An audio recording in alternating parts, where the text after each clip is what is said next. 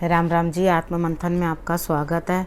अब हम वापस अपनी वो सीरीज़ शुरू करते हैं नंबर्स वाली, नंबर 13। आज हम 13 नंबर के बारे में बात करने वाले हैं। तो सभी 13 नंबर सुनते ही एकदम हैरान हो जाते हैं। किसी को भी 13 नंबर जो है बिल्कुल पसंद नहीं है। होटल्स बनते हैं तो वहाँ रूम नंबर 13 नहीं है, रूम नंबर कोई 13 नहीं है, ठीक है, वो भी गायब कर देते हैं। यानी कि उसके लिए इतना इल अफेक्ट, इतना बुरा माना जाता है उसे कि लोग उसे देखना ही नहीं चाहते। कई हॉरर मूवीज़ भी बन गई रूम नंबर 13 करके, कुछ इस तरह से।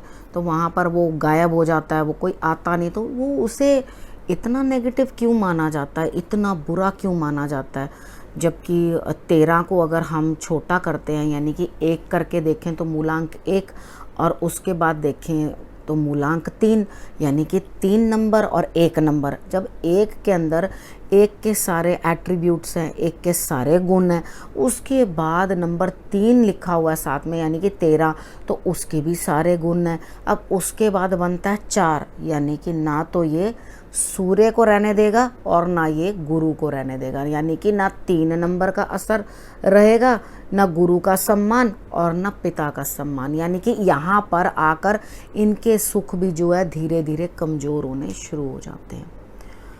तो अगर आपको 1 नंबर के बारे में ज़्यादा डिटेल में जानना हो तो आप मूलांक 1 की और मूलांक 3 की वीडियो और फिर 4 की, ये तीनों वीडियोस ज़रूर देख लेना। और वो देखने के बाद उसके बाद आपको समझ में आएगा कि मैं क्या कहना चाह रही हूँ, ठीक है। पहले 1, 3 और 4 तीनों की वीडियोस आप ठीक से देख लेना और उसके बाद इस 13 नंबर को समझने की कोशिश करना।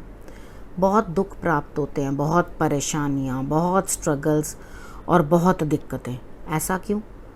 इसलिए क्योंकि आपके लिए एक अलग सा ही भगवान ने एक सर्कल बना के रख दिया आपके लिए। समझो एक अजीब से आपको उधेड़ बुन में डाल दिया आपको, कि आपने इन सब चीज़ों के साथ, यानी कि आपने ईगो को भी अपनी तरफ, दोनों जो नंबर्स हैं 1 और 3 जो हैं, मैं आगे भी आपको बता चुकी हूँ कि उनके अंदर थोड़ी ईगो प्रॉब्लम होती है। वो एक दूसरे के पूरक तो हैं, यानी कि सूर्य को देखकर गुरु जो है, यानी कि 1 नंबर वाला जो होता है वो गुरु को देखकर रिस्पेक्टफुल तरीके के साथ पेश आता है। 1 नंबर राजा, यानी कि राजा भी 3 नंबर यानी गुरु के आने पे अपनी जगह छोड़कर खड़ा हो जाता है। एक 3 नंबर ही ऐसा है जिसको रिस्पेक्ट मिलती है राजा द्वारा भी, यानी कि राजा भी उठ के कहता है गुरुदेव आए हैं और गुरुदेव को बिठाना है। ठीक है, समझ में आई? वो भी अपना आसन छोड़ के उनके लिए खड़े हो जाते हैं। इसलिए 1 और 3 जब दोनों एक साथ आ गए तो यहाँ पर हम 2 तरह से देख सकते हैं इसको। सबसे पहले कि आप ईगो बहुत होगी, गुस्सा बहुत होगा, अकेले रहना चाहोगे। अब ये दोनों के गुण मिल गए, यानी कि सूर्य के भी गुण मिल गए और उसके बाद गुरु के भी गुण मिल गए। तो उसके बाद आप क्या सोचते हो कि सामने वाला बंदा बड़ा लीनियंट सा होगा या बड़ा सोबर सा होगा? नहीं, वो एकदम गुस्से वाला और एकदम चीज़ों को जो है अपने तरीके से चलाने वाला, डोमिनेंट टाइप। वो चाहता होगा कि जो मैं कह रहा हूँ बस वही एक रूल है, जो मैंने कह दिया बस वही सत्य वचन है। ठीक है, अगर आप ये चीज़ सोचोगे कि इसके अंदर घुमाकर फिराकर तो आएगा नंबर 4, तो वो 4 वाले गुण भी रहेंगे तो सही, क्योंकि वो तो टोटल होके आया। यानी कि पहले उसने 2 पड़ाव झेले, ठीक, वो 2 पड़ाव झेल कर फिर 1 नंबर को पा रहा है। वो ओरिजिनली नंबर 4 नहीं है, यानी कि सिर्फ 4 नहीं है, उसने 2 चीज़ों के गुण बीच में कलेक्ट किए, उसके बाद नंबर 4 बना। फिर आके नंबर 4 के गुण आएंगे। पहले उसके अंदर ये दोनों गुण भी तो होने बड़े ज़रूरी हैं, तो उसके अंदर इन दोनों के भी जो है गुण शामिल होंगे उसके अंदर। और उसके बाद आगे बढ़कर आप देखोगे कि तब जाकर वो 4 वाले नंबर के अंदर जो है वो रूखापन, वो अपने तरीके के साथ काम करना, 24 घंटे ब्रेन वर्क करते रहना, जुगाड़ करते रहना चीज़ों का, कुछ ना कुछ तरीके निकाल के लाना अपने काम के लिए। सपोज़ करो कि अगर एक 4 नंबर है, 4 नंबर को आपने कह दिया है कि भैया ये काम करना है, ठीक है, तो वो कहेगा उसकी नज़र के अंदर कुछ भी गलत नहीं है और कुछ भी सही नहीं है, बस काम होना चाहिए। ठीक है, वो ये नहीं समझ पाता कि चीज़ सही है या चीज़ गलत है। तो उसको मेन क्या है, अपने काम से मतलब है। जब अपने काम से मतलब है तो वो जैसे मर्जी करके, ऐसे नहीं तो वैसे अपना काम बनाएगा। ठीक है, अब कितनी बारी ऐसा होता है कि हम किसी से वो बात नहीं करना चाहते, हम सामने वाले को थोड़ी बात कह करके बात को ख़त्म करना चाहते हैं। ये अच्छा बताना ज़रा, और बताना ज़रा, और बताना ज़रा, और इसके अंदर क्या डेप्थ होगी। यानी कि अगर बाल की खाल भी निकालनी है तो 4 नंबर वाले इस चीज़ में बड़े उत्तम होते हैं। यानी कि वो एकदम डेप्थ में जाते हैं। ठीक है, चीज़ को बिल्कुल साफ सुथरा करके उसको निकाल कर ले आएंगे। हाँ जी, ये चीज़ थी, ये आपने मांगा था और ये रहा आपके सामने। तो आप ये चीज़ देखो ना कि उनके अंदर किस तरह के गुण जो हैं एक साथ पनप रहे हैं। यहाँ पर सबके गुण एक साथ पनप रहे हैं। अब उसके बाद इसको इतना बुरा क्यों कहा गया, इसको डेथ जैसा क्यों मान लिया गया इस नंबर को। वो इसलिए मान लिया गया क्योंकि ऐसे लोगों को स्ट्रगल्स बहुत झेलनी पड़ती है। लेकिन हाँ, अगर इतना मैं श्योरिटी देती हूँ आपको कि अगर इस नंबर वाले ने 1 और 3 13 नंबर वाले ने अगर उन डिफ़िकल्टीज़ को झेल लिया, क्या होता है मोस्टली लोग गलत रास्ता अपनाने लगते हैं, डिफ़िकल्टीज़ को झेल नहीं पाते और प्रॉब्लम में आ जाते हैं। अगर उन्होंने इस डिफ़िकल्टी को झेल लिया तो सही मायने में ये लोग उस चीज़ के ऊपर उभर के आएंगे। यानी कि इतनी सफ़रिंग के बाद आपके लिए एक नई रोशनी तैयार है। ठीक है, तो 13 नंबर को कुछ भी अवॉइड करने की ज़रूरत नहीं होती। उनकी अपनी ही लाइफ इतनी स्ट्रगलिंग होती है कि वो किसी दूसरे का क्या बिगाड़ पाएंगे। वो अपने आप में ही इतने ज़्यादा ईश्वर द्वारा आजमाए जाते हैं। यहाँ पे ये शब्द बिल्कुल सटीक बैठता है कि वो लोग आजमाए जाते हैं, उनकी परीक्षा ली जाती है बार बार बार बार बार बार। ऐसा क्योंकि उन्हीं की परीक्षा ली जाती है, क्योंकि जिस कैटेगरी में भगवान ने उनको डाल के भेजा है। आप देखना कि अगर आपका ये नंबर है, अगर आप हॉरोस्कोप भी देख पाते हो तो जिसको कहते हैं एस्ट्रो न्यूमरोलॉजी, यानी कि एस्ट्रोलॉजी और न्यूमरोलॉजी एकदम दोनों साथ साथ मिलाकर देखना। ठीक है, अगर आप ये चीज़ सोचते हो तो उसके अंदर भी आप देखोगे कि आपको कितने चीज़ें जो हैं एक साथ जुड़ती मिलती मिलेंगी आपकी लाइफ में। आप मुझे बताना अगर मैंने सही कहा हो कमेंट के द्वारा कि आपकी लाइफ में स्ट्रगल ज़्यादा है या नहीं है। ठीक है, आपकी लाइफ के अंदर जब स्ट्रगल है, लेकिन आप डटे रहना। जो लोग बड़े हो चुके हैं या उस फेज से निकल चुके हैं तो उनको ये मालूम है कि उनके लिए लाइफ के अंदर बहुत प्रॉब्लम्स रही हैं और उसके बाद उनको जो लाइट भगवान ने दी है या जो फ्रूट दिया है वो अमेजिंग था। ठीक है, जो आपको बाद में उस चीज़ का रिज़ल्ट निकल के आएगा ना, वो किसी को भी नहीं मिला होगा वो रिज़ल्ट जो आपको मिल जाएगा। ठीक है, तो सबसे पहले आपको क्या चीज़ जो है अपने अंदर समझ के रखनी है। अपने अंदर आपको ये समझना है कि मुझे डटे रहना है, डरना नहीं है। यानी कि कोई भी आपकी लाइफ के अंदर स्ट्रगल्स हैं, कुछ हैं, परेशानियां हैं, आपने डटे रहना है, आपने हटना नहीं है उस चीज़ से। अगर आप हट गए तो आप परेशानी में आ जाओगे। ठीक है, आपने बिल्कुल हिम्मत के साथ अपना डटे रहना है और आगे बढ़ते रहना है और रिज़ल्ट आपके सामने जो आएगा वो बहुत ही खूबसूरत होगा।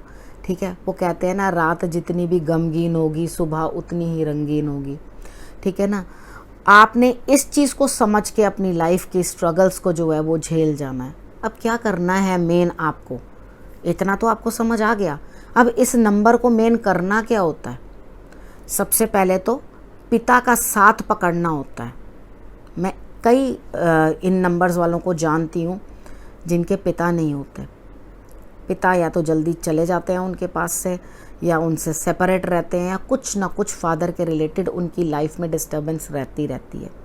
दादा और पापा, ठीक है, गुरु साथ में 3 नंबर गुरु हो गया ना, गुरु, तो उसके साथ भी डिस्टर्बेंस जो है वो बनी रहती है। ठीक है, उसके बाद क्या होगा कि जब आप आगे बढ़ोगे ना इन चीज़ों से निकल कर, ये फेजेस आपको झेलने ही पड़ेंगे।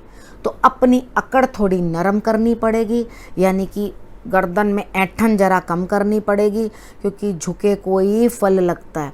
अगर आपने अपनी अकड़न कम नहीं करी तो आपके लिए रिजल्ट्स निल हैं।